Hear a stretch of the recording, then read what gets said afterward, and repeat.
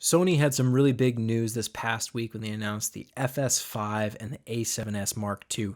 Now, in this video, I'm going to be talking about the A7S Mark II, but I did make another video about the FS5, so you can check that out if you're interested in that camera. But for the A7S Mark II, this is the next generation, the upgrade from the original A7S, which I've also made videos about, so you can check those out as well if you're interested. I love the A7S aside from the form factor and the batteries and the lack of internal 4K recording.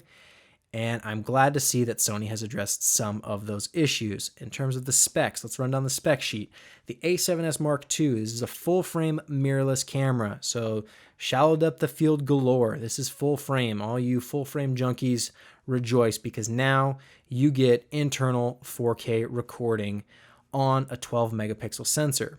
Sony released the A7R2, and that had 4K internal recording, but that's a much larger megapixel sensor.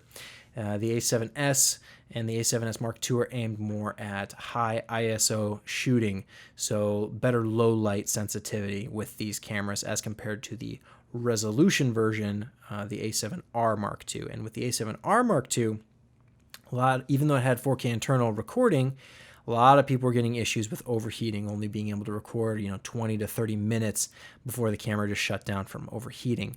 So let's hope Sony has fixed that. I don't know if the lower megapixel count will help with that, but on paper, those cameras look very similar. So I would certainly be concerned about the A7S Mark II possibly having an overheating issue.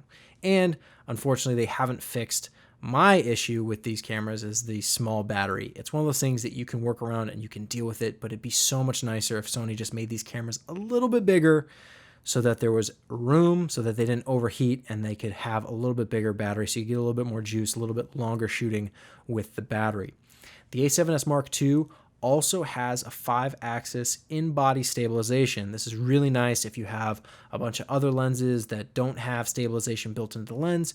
All of them can be stabilized in camera, which is an amazing feature, and I'm really glad they kept that for the A7S Mark II. It's also on the A7R Mark II, and I was afraid they might not include it on the S version, but I'm glad to see that it's there. But that's another thing. People are saying that that's contributing to the overheating issue.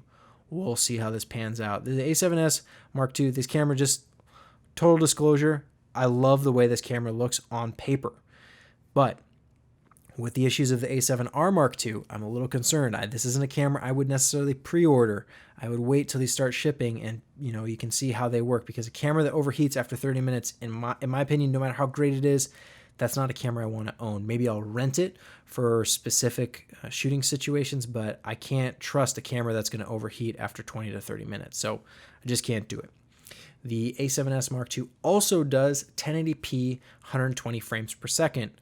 The NX1 had it and still has it, I guess, but I'm glad to see Sony's rolling it out to their cameras as well, because 120 frames per second, it's kind of a nice sweet spot. I've talked about this in some other videos, but it's a nice sweet spot where you're getting that extra slow-mo. It's not just 60 frames per second, like, okay, yeah, you did slow-mo. It's like, oh, 120, wow, that's extra slow motion, without getting into the crazy high frame rates of some of the other cameras that just eat up file space. So 1080p 120 frames per second, great feature to have. Glad to see that it's there. And the price point of the A7S Mark II is $3,000, which is certainly reasonable for a full frame camera. And I'm really glad, Sony's doing an awesome job just pumping out these cameras with great specs, pushing the competition forward.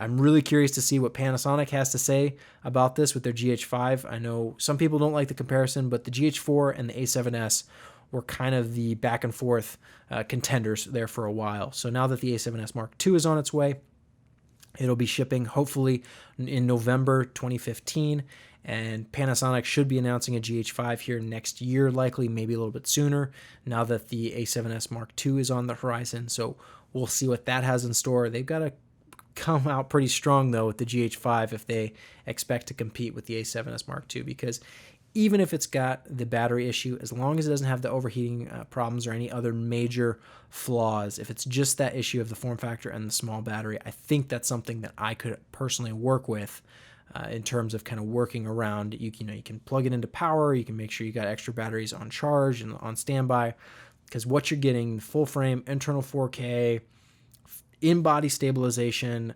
120 frames per second, 1080p, like on paper it looks fantastic. But that's the same thing I said about the A7R Mark II. It's like on paper it looked fantastic, but you know, if it's got some major flaw, I just can't.